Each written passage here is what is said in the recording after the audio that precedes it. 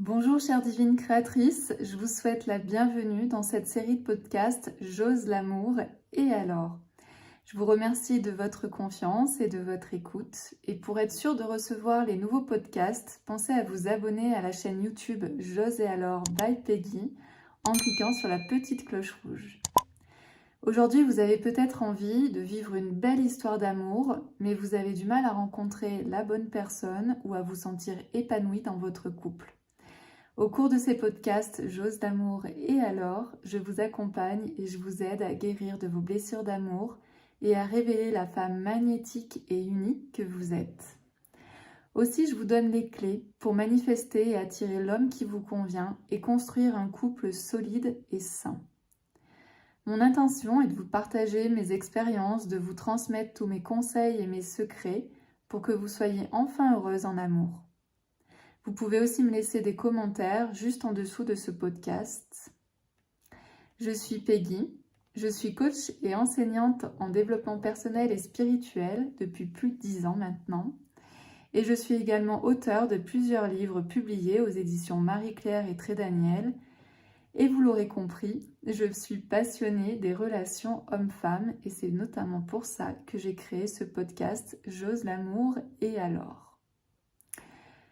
Dans ce podcast numéro 4, je vais vous expliquer comment j'ai rencontré l'amour en moins de 3 mois.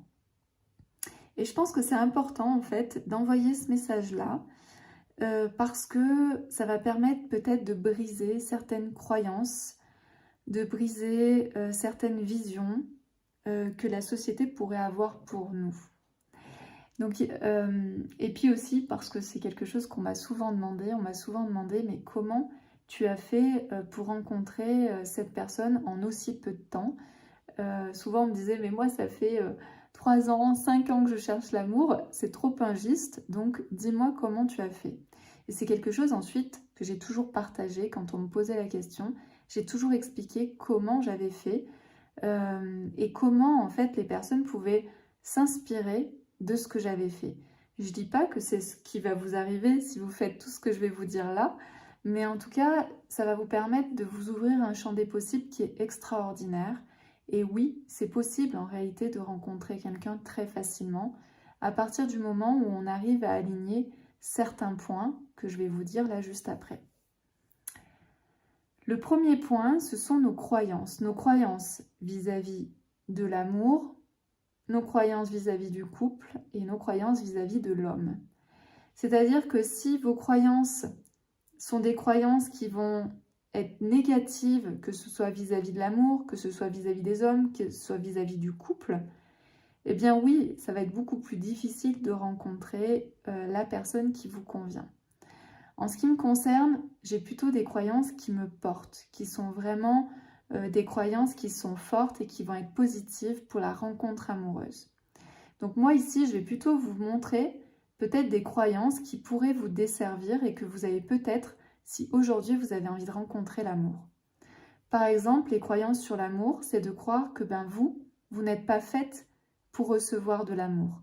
Vous n'êtes pas faite pour être dans un couple bienveillant. Vous voyez, c'est un peu si vous êtes un peu Calimero et que vous dites mais de toute façon l'amour ne m'aime pas. L'amour c'est pas fait pour moi. L'amour j'y comprends rien. Si vous dites ce genre de phrases, que ce soit à l'oral, à vos copines ou vous dans votre tête en vous disant mais je suis pas faite pour l'amour, alors oui l'amour va avoir beaucoup de difficultés à venir frapper à votre porte. Ensuite ça peut être des croyances autour de l'homme. Et c'est d'ailleurs pour ça que j'ai créé le soin alchimique Faire la paix avec les hommes, c'est-à-dire qu'au niveau de notre inconscient collectif, de nos lignées maternelles, et nous-mêmes en tant que femmes, nous avons vécu des choses pas évidentes avec les hommes. Donc on a tout cet historique qui est en nous, qui est engrammé en nous, que ce soit au niveau de notre cœur, donc au niveau émotionnel, au niveau de notre corps se souvient de ça, et également au niveau de notre mental, ce qu'on se raconte. De toute façon, les hommes, c'est tous des cons. De toute façon, les hommes, on ne peut jamais compter sur eux. De toute façon, les hommes, ils sont égoïstes. De toute façon, les hommes ceci, les hommes cela. Moi, j'avais cette croyance, quand j'étais enfant, que les hommes étaient égoïstes, parce que ma mère disait toujours que mon père était égoïste. Donc, je pensais qu'un homme, de base, je pensais que tous les hommes étaient égoïstes. Et bien sûr, avec l'âge, j'ai compris que c'était la vision de ma mère, que c'était pas forcément la réalité. Et j'ai compris aussi que tous les hommes n'étaient pas égoïstes et qu'il y avait des hommes qui savaient aussi être altruistes. Donc, allez voir en fait ces croyances que vous avez sur les hommes, parce que ce sont ces croyances-là qui vous empêchent de rencontrer l'homme tel qu'il est. Et puis ensuite, vous avez peut-être des croyances sur le couple. Par exemple, un couple, de toute façon, ça ne dure jamais toute la vie. De toute façon, un couple, c'est enfermant. De toute façon, on ne peut pas être heureuse en couple parce que j'ai vu ma mère, ma grand-mère ou d'autres femmes autour de moi qui n'ont jamais été heureuses en amour et donc en couple avec mon père, mon oncle, etc. Donc, allez voir en fait toutes ces croyances que vous vous dites, que vous répétez, mais donc ces croyances qui sont aussi dans votre cœur, qui sont dans votre corps. Plus vous allez avoir de croyances autour de l'amour, des croyances autour de l'homme, autour du couple, et plus ce sera difficile en fait pour vous de vous sentir légitime, de vivre une belle histoire d'amour avec un homme que vous aimez et qui vous aime. Donc premier point, ce sont les croyances. Le deuxième point, c'est d'être sûr que votre deuil est fini. C'est-à-dire que si vous n'avez pas vraiment fait le deuil de votre relation précédente, s'il y a encore de la colère, s'il y a encore de l'incompréhension, s'il y a encore des rancœurs, etc., etc., ou peut-être que si vous l'aimez encore, ça va être difficile de passer à une nouvelle relation qui va être porteuse pour vous. Là, je vous invite pour la séparation, pour est-ce que le deuil est bien fini, je vous invite à aller voir, à regarder le podcast numéro 1 parce que je parle en fait de ce deuil après une séparation. Est-ce que le deuil est long? Est-ce que le deuil peut être court? Et moi, je crois bien sûr que le deuil peut être court. Tout dépend de nous, tout dépend de comment on traite en fait cette séparation. Mon ancienne relation a été finalement assez facile en fait à transformer comme finalement un cadeau et que c'était aussi un cadeau que ça se termine. Pourtant, on avait été ensemble pendant de nombreuses années, mais moi j'étais juste contente en fait que cette relation se termine. Même bien sûr sur le coup, en fait, je me suis dit oulala, dans quoi je me lance? Qu'est-ce qui est en train de se passer? Vous savez, un peu la peur de l'inconnu de cette séparation. Et en même temps, je me sentais très libre, très légère et je sentais que c'était un véritable cadeau pour moi.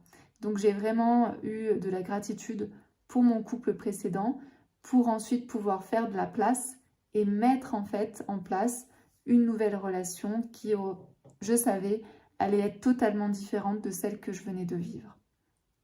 N'oubliez pas que vous êtes toujours cette femme en fait qui s'est transformée. Si vous avez eu une relation précédente et que vous êtes resté avec la personne pendant 2 ans, 5 ans, 10 ans, 15 ans, 20 ans, 30 ans, vous n'êtes plus la même personne qui a 5 ans, 10 ans, 30 ans. Vous êtes cette personne-là aujourd'hui telle que vous êtes. Et donc forcément, vous n'allez pas faire les mêmes choix, vous n'allez pas vibrer de la même manière, vous n'allez pas attirer les mêmes personnes. Donc vraiment, ayez conscience de ce nouveau potentiel qui s'ouvre à vous. Mais pour qu'il s'ouvre à vous, c'est important aussi de faire le deuil et donc de remercier la personne avec qui vous avez été et de remercier la relation qui a été là avant. La troisième chose que j'ai fait, c'est tout un travail énergétique. Donc c'est difficile en fait de vous dire exactement tout ce que j'ai fait. Mais pendant ces 3 mois, j'ai fait un gros travail énergétique au travers de musique, de méditation, de travaux énergétiques. C'est-à-dire j'ai changé en fait des choses à l'intérieur de moi. J'ai fait beaucoup de rituels. Bien sûr, j'ai travaillé sur mes chakras. Vous voyez, j'ai travaillé tout autour de moi, dans ma vibration. Et aussi, bien sûr, j'ai travaillé sur mes aspirations. Qu'est-ce que j'avais envie de vivre? Qu'est-ce qui était important pour moi de vivre aujourd'hui? Et également, quel type d'homme j'avais envie de rencontrer? Quel homme je pouvais, avec qui ça me semblait juste d'être, de rencontrer. Et plus j'affinais, et plus je sentais que cette personne était déjà là. Le déjà là est hyper important, c'est-à-dire que vous ressentez, et c'est vraiment un ressenti, que la personne, elle est déjà là. Bien sûr qu'au tout début, j'avais pas cette sensation-là, je savais pas du tout qu'elle était là, etc. J'avais d'abord tout mon travail de réharmonisation énergétique, au niveau des méditations, au niveau des chakras, au niveau de ma vibration, à complètement réaligner, mais réaligner déjà vis-à-vis de moi. Et une fois que j'ai réaligné en fait cette énergie-là, j'ai pu commencer à m'ouvrir à c'est quoi mes aspirations, c'est quoi, quel sera mon prochain couple, quelle sera la prochaine personne que je vais rencontrer. Et à un moment donné, j'ai senti qu'elle était déjà là. Elle était déjà là pour moi. Elle était déjà là en train de m'attendre, de me chercher. Comme moi, j'étais déjà là en train de l'attendre et de la chercher. Et ça, c'est quelque chose qui vous met en paix et qui vous permet d'être très sereine parce que vous savez que c'est déjà là. Et la quatrième chose en fait que j'ai fait, tout simplement, c'est que au travers de ce travail énergétique où je me suis retrouvée, où j'ai eu des grandes visions, j'ai fait un travail de mise en place, d'action, de mettre dans la matière. Je suis dans un monde aujourd'hui où je suis dans un monde de femmes. Le développement personnel, c'est vraiment un monde de femmes plutôt. J'avais absolument pas envie de rencontrer un homme qui faisait du développement personnel. Ça, c'était quelque chose que j'avais vraiment noté dans mes aspirations. Je voulais un homme qui soit totalement en dehors du milieu du développement personnel.